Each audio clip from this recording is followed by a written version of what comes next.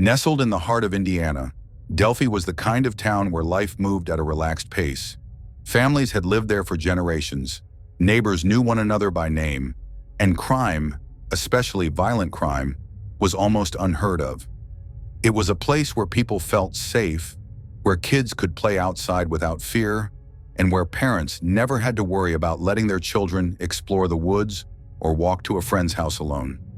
But on February 13th, 2017, that sense of security was forever shattered when two young girls, Interrogating two missing juveniles, Liberty Rose Lynn German, last seen at the High Bridge in Delphi, Indiana, at approximately 1300 hours. Second juvenile, Abigail Joyce Williams, subject was last seen wearing a gray zip up sweatshirt and a red shirt with a red shirt under it and jeans. Abigail Abby Williams, 13, and Liberty Libby German, 14, set out for a hike and never returned. On the afternoon of February 13th, 2017, Abby and Libby were dropped off at the trails that lead to the Monon High Bridge. They were supposed to be picked up by Libby's father at 3 p.m. They never turned up. The search started around 5:30. The Monon High Bridge was an old abandoned railroad bridge that had become a popular local hangout. And just off the trail, there's an abandoned railroad bridge, the Monon High Bridge, 63 feet above Deer Creek. The Monon High Bridge is not that serene. It's this old, rickety bridge, or it was at the time, right? The rail ties are falling apart. It's, you could look down, take a couple steps and look down and see a 100-foot drop below you. The bridge itself was both beautiful and dangerous, a relic from the past, stretching high over Deer Creek with missing planks and a rickety structure that made crossing it an adventure. I mean, it was a very high bridge. The name definitely applies.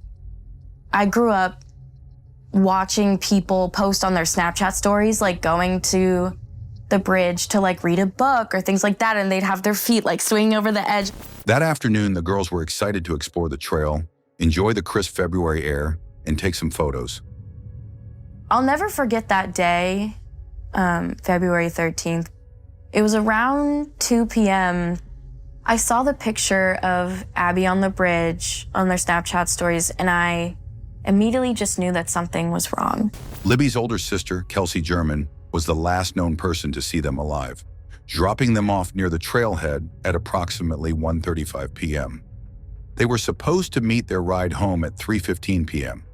By all accounts, it was a normal, happy day until something sinister interrupted it. A little upset, confused, obviously very distraught. Just worried. All I want to do is have the girls get home safe.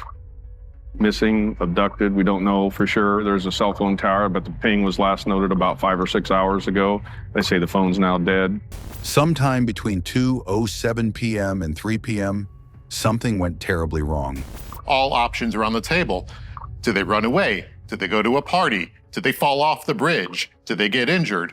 No one had any idea what had happened to them, but the official search was halted that night and picked up the next morning. The carefree hike turned into a nightmare, and the small town of Delphi would never be the same again. One of the most haunting aspects of this case is that Libby German had the foresight to record a crucial piece of evidence before she and Abby were attacked. At 2:07 p.m., she posted a Snapchat image of Abby walking along the bridge. This would become the last known photograph of either girl alive. But it was what she did next that turned this case into one of the most chilling murder mysteries in modern history. At 2:13 p.m., Libby took out her phone and recorded a short, grainy video of a man walking toward them on the bridge. He was dressed in a navy blue jacket, blue jeans, and a cap. His hands were tucked into his pockets, and though his pace was unhurried, there was something unsettling about his posture. Then came the audio recording. Just a few words, but enough to send shivers down the spines of investigators and the public alike. "Guys, down the hill!" The tone was firm, commanding. There was no question that this was an order. What happened after those words were spoken remains unknown, but law enforcement later confirmed that the man in the video was their prime suspect. Despite having his image and voice, he was not the man they were looking for. He was a His identity remained a mystery for years, as if he had vanished into thin air after committing the crime. Why did Libby start recording? Did she recognize the man? Did she sense danger before he even spoke? Or had he approached them in a way that immediately set off alarm bells? These questions have never been fully answered. But her quick thinking meant that even in her final moments, she left behind a critical clue. When Abby and Libby failed to show up at their designated pickup location at 3:15 p.m., concern quickly turned into fear. The families initially assumed the girls had lost track of time or were having too much fun to notice the hour. But as the minutes turned into hours and phone calls to them went straight to voicemail, the worry escalated. Well, upset, confused, obviously very distraught. Just worried. All I want to do is have the girls get home safe. Missing, abducted, we don't know for sure. There's a cell phone tower, but the ping was last noted about 5 or 6 hours ago. They say the phone's now dead. By early evening, family members, friends, and local volunteers began searching the trail and surrounding woods. Flashlights cut through the growing darkness as people called out the girls' names, hoping to hear a response. Word spread quickly that help was needed, that these girls needed to be found. Hundreds of people turned out and searched through the night. Becky Patty, Libby's grandmother, would say that you could see flashlights everywhere like stars in the sky, like fireflies. It was a full town effort. Police were alerted and an official search was launched. The entire town mobilized, with hundreds of people scouring the trails, creek beds, and remote areas near the bridge. But the searchers' worst fears were confirmed the next day. On February 14th, 2017, at approximately 12:15 p.m., 2 bodies were discovered in a wooded area about half a mile from the Monon High Bridge. Basically, we have identified the bodies of the 2 females that were found out yesterday. Abigail J. Williams, 13, of the Delphi area, and Liberty Rose Lynn German, 14, of the Delphi area. Family has been notified. This is considered a double homicide investigation. Though law enforcement did not immediately confirm the identities, the families were soon given the devastating news. The bodies belonged to Abby and Libby. Authorities quickly ruled the deaths as homicides, but beyond that, they remained tight-lipped. No official cause of death was released, and few details about the crime scene were made public. This secrecy only fueled speculation. Were the girls restrained? Did they suffer before they died? Some reports suggested that the bodies had been staged in a deliberate manner, possibly as part of a ritual or a message from the killer. Others claimed that eerie symbols had been found near the scene, carved into trees or left behind as a cryptic calling card. Adding to the chilling nature of the crime was the discovery of an unspent .40 caliber bullet casing near the girls' bodies, an odd and seemingly small detail that would later become a vital piece of evidence. Despite having video and audio evidence, law enforcement struggled to identify the man on the bridge. In the days following the murders, police released a composite sketch based on eyewitness accounts. The first sketch depicted an older man with a thick beard, wearing a cap and jacket. But 2 years later, in 2019, authorities released a second sketch. A much younger man with wavy hair and striking features. The contrast between the 2 sketches led to mass confusion. Had law enforcement changed their theory, or had they received new information that pointed them in an entirely different direction? Over the years, several potential suspects were investigated. Among them was Daniel Nations, a registered sex offender who had been arrested in Colorado for threatening hikers with a hatchet. His resemblance to the older suspect sketch made him an initial person of interest, but he was eventually ruled out. Another suspect, Charles Eldridge, was arrested for child exploitation, and his mugshot bore an eerie resemblance to the second sketch. Yet again, no solid evidence linked him to Delphi. Investigators explored numerous theories. Was this the work of an online predator, a serial killer, a local man who knew the area well? Despite thousands of tips pouring in, the case remained frustratingly cold for more than 5 years.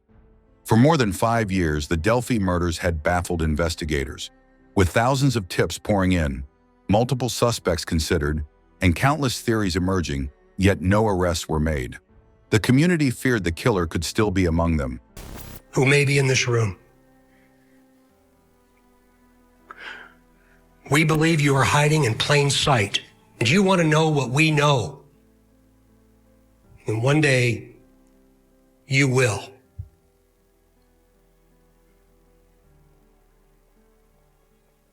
A question to you. What will those closest to you think of when they find out that you brutally murdered 2 little girls? 2 children. Only a coward would do such a thing. Blending in as an ordinary citizen, watching as the investigation continued to swirl around him. Then on October 28, 2022, in a stunning development, Indiana State Police announced the arrest of 50-year-old Richard Allen. Today is not a day to celebrate, but the arrest of Richard M. Allen of Delphi on 2 counts of murder is sure a major step in leading to the conclusion of this long-term and complex investigation. A local resident who had been living in Delphi the entire time, hiding in plain sight. The revelation was as shocking as it was disturbing. We expected to be excited and happy and overjoyed that he's arrested, but now we're dealing with understanding that there's a lot of reopening wounds that's coming with that. Unlike many of the suspects considered over the years, men with criminal histories, connections to violent crimes, or disturbing behavioral patterns, Richard Allen was an unassuming, well-liked member of the community. I was surprised because he seemed like a real nice guy and everything, waiting on us in the drive-thru and everything. He worked at the local CVS pharmacy, where he often interacted with customers. Richard Matthew Allen was 50 years old, had no criminal history, and worked as a farm tech over at the local CVS in Delphi. Including the very families who had been mourning the loss of Abby and Libby. I had not interacted with him, but everyone knew who he was. I mean, he worked there for so long. And when I found out who it was, I never in a million years thought that it would have been him. Not someone so integral to the community and to the Delphi experience. He even developed photos for the German and Williams families after the murders, a detail that would later send chills through those who realized just how close they had been to the man allegedly responsible.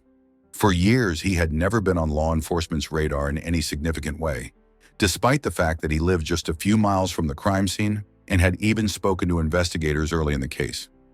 According to police records, Allen voluntarily told authorities back in 2017 that he had been on the Monon High Bridge Trail on the day of the murders. At the time, however, this admission didn't seem suspicious. He was just another local who had been near the area. It wasn't until years later that investigators took a second look at his statement and matched it with new forensic evidence. The key breakthrough in identifying Allen came from forensic analysis of a .40 caliber unspent bullet casing found at the crime scene, near the bodies of Abby and Libby. While this casing had been known to investigators for years, advancements in forensic ballistics allowed them to link it directly to a gun owned by Richard Allen. When investigators conducted a search of Allen's home in October 2022, they recovered a Sig Sauer Model P2 26.40 caliber handgun, which was later confirmed through forensic testing to have ejected the casing found at the crime scene. Ballistics experts explained that even though the bullet itself hadn't been fired, when a round is chambered and then removed from a gun, unique markings are left on the casing. When Allen's gun was tested, the markings on the bullet casing left at the crime scene were an exact match, a damning piece of evidence that placed him directly at the scene of the crime. Adding to the evidence against him was the fact that Allen had no reasonable explanation for how a bullet from his gun ended up near the victims. In police interviews, he admitted that the gun was his and that he had owned it since 2001, long before the murders. Of your house, we find a gun, your gun. You own that gun, right? I do. When did you buy it? Oh my gosh. I don't even remember. 2001. I'll check for you. I know a lot of the answers to the questions I'm going to ask you, but I'm just trying to give you the opportunity to be honest. That's why I asked the question. So you bought it in 2001 in Peru. Okay. But when pressed, he denied any involvement in the crime and could not explain why an unspent casing from his firearm was present at the location where Abby and Libby were killed.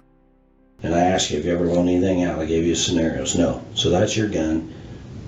Either you had that gun or somebody had that gun. Because there's no way that round gets on that property where these two girls were killed without that gun being there.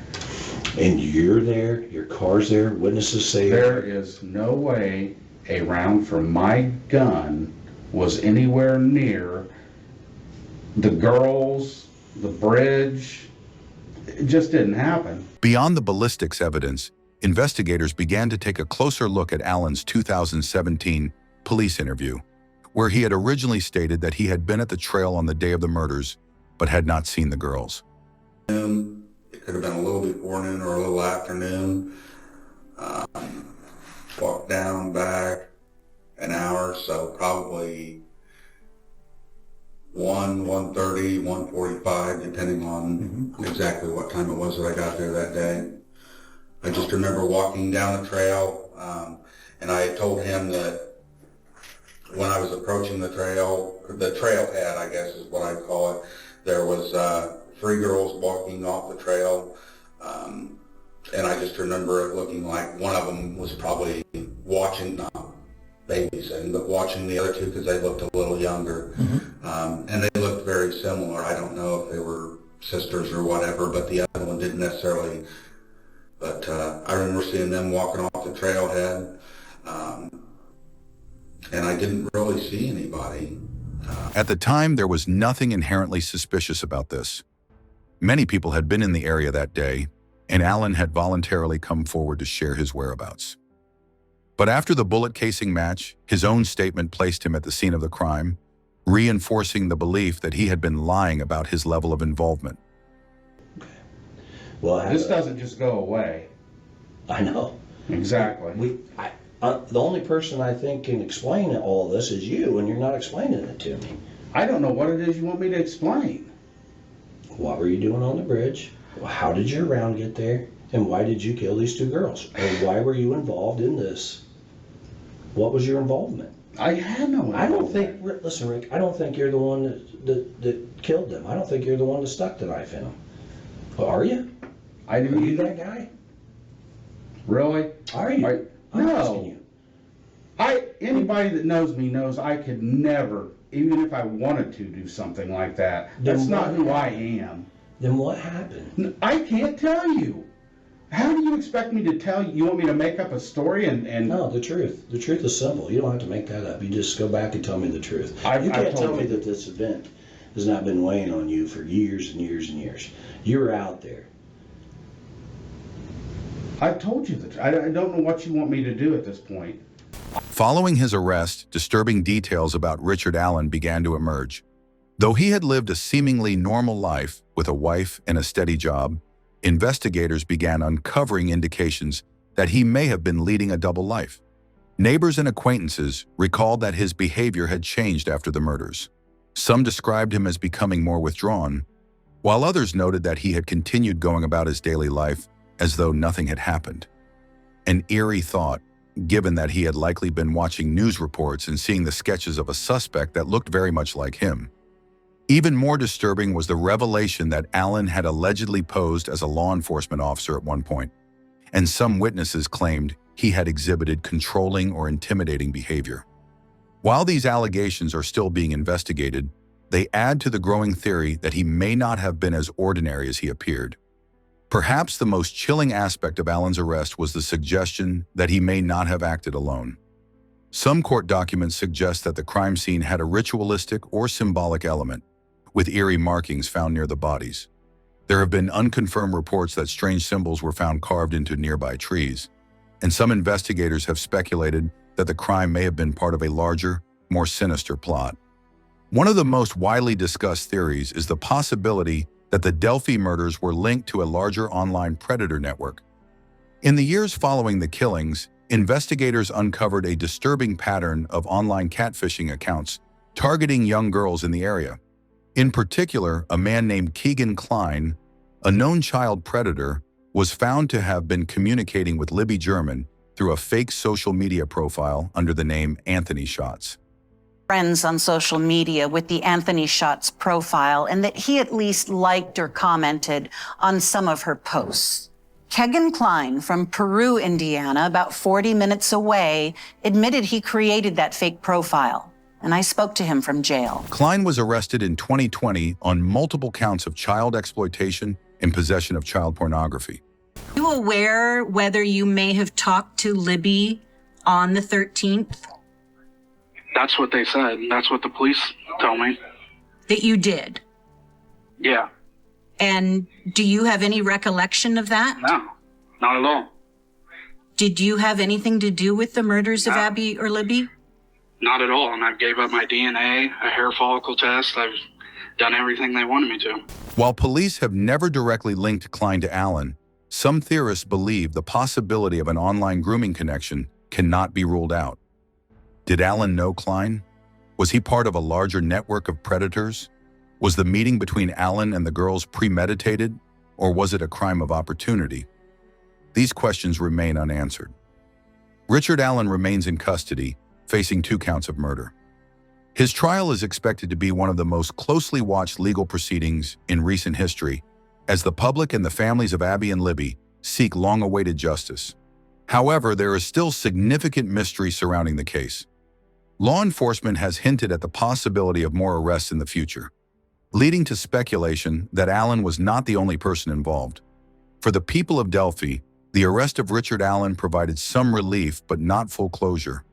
Until every detail is brought to light and every person involved is held accountable, the town remains haunted by the tragedy that stole 2 young lives and forever changed their sense of safety. The biggest question still remains: was Richard Allen truly the only killer, or is there someone else out there who still holds the final, terrifying truth? Richard Allen remains in custody, awaiting trial on 2 counts of murder in connection with the deaths of Abigail Abby Williams and Liberty Libby German. The upcoming court proceedings are expected to provide long-awaited answers, but they may also raise even more troubling questions about what truly happened on February 13, 2017. For the past 7 years, law enforcement has kept many details of the case under tight wraps, leading to intense speculation and frustration among the public. Even after Allen's arrest, investigators have continued to remain cautious about releasing certain evidence, fueling theories that the case is far more complex than it initially seemed. Was Richard Allen truly the sole perpetrator, or could there be others involved who have yet to be identified? Did he plan the attack in advance, or was it a crime of opportunity? If Allen acted alone, why did the crime scene reportedly contain unusual elements, including the possible staging of the victims' bodies? Could there be someone else out there, still free, who knows the full, horrifying truth? The small town of Delphi, once known for its friendly community and scenic trails, has become synonymous with one of the most chilling murder mysteries in modern American history. Before that fateful day, Delphi was the kind of place where doors were left unlocked, children rode their bikes without fear, and families gathered at the local park without a second thought. Now it is a town burdened by grief, suspicion, and a lingering sense of unease.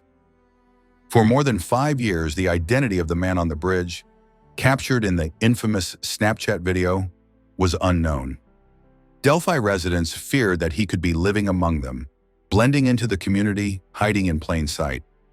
The eventual arrest of Richard Allen only deepened that fear, as many realized they had interacted with him regularly at the local CVS pharmacy. People who have talked to who shopped at the CVS and dealt with Richard Allen described him as friendly. In fact, after the murders, Libby's aunt went in there to have some pictures printed for Libby's memorial. She said Richard Allen helped her, and at the time, she thought he was helpful and kind. Parents who once trusted their neighbors now found themselves questioning who else in their town might be capable of such horror. Even with a suspect in custody, Delphi has not found true peace. The unanswered questions surrounding the case continue to weigh heavily on the community. Until every detail is brought to light and every individual responsible is held accountable, the town will remain haunted by the darkness that descended upon it in 2017. One of the most chilling aspects of this case is the persistent belief that Richard Allen may not have acted alone.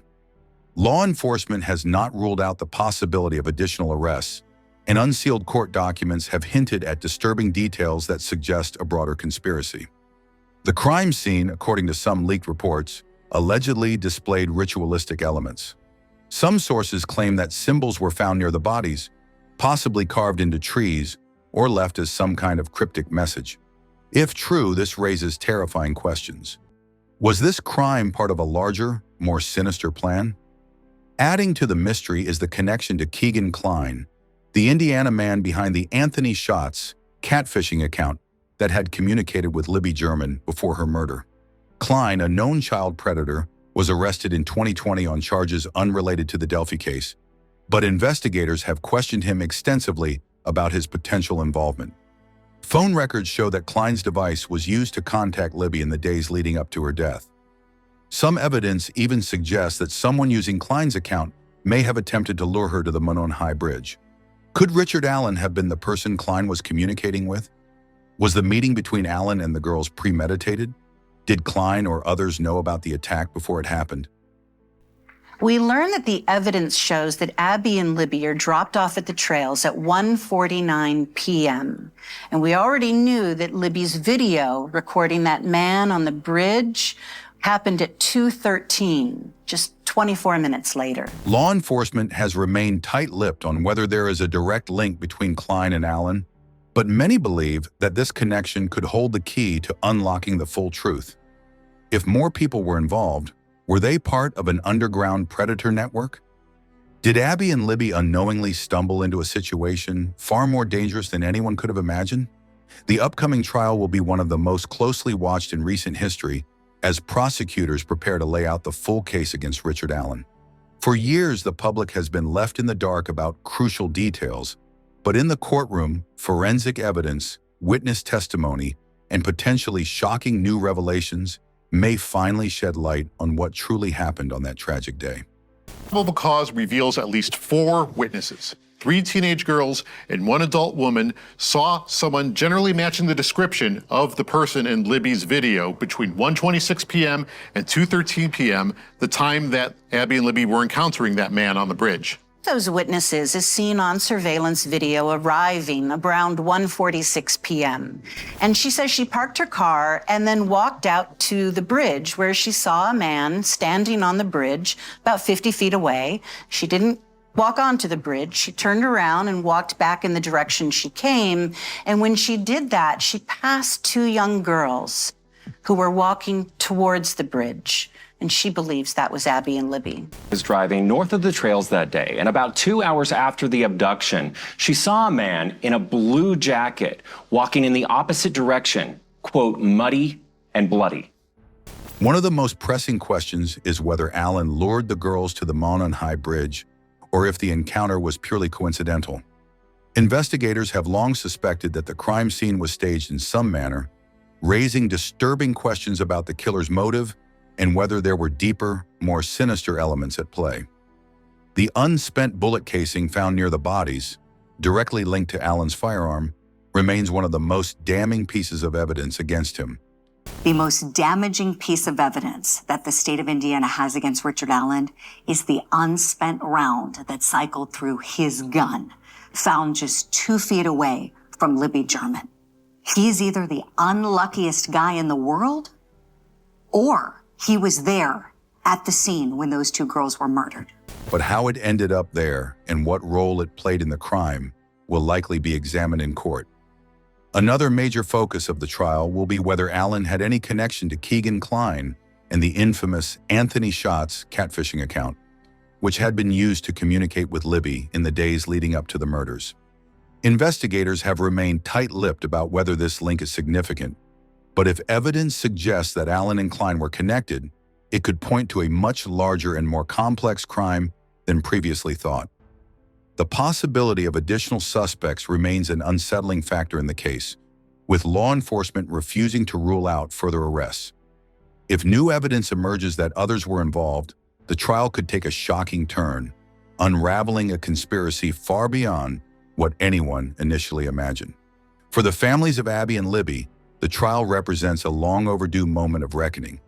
They have fought tirelessly for justice, enduring years of uncertainty, false leads, and agonizing silence.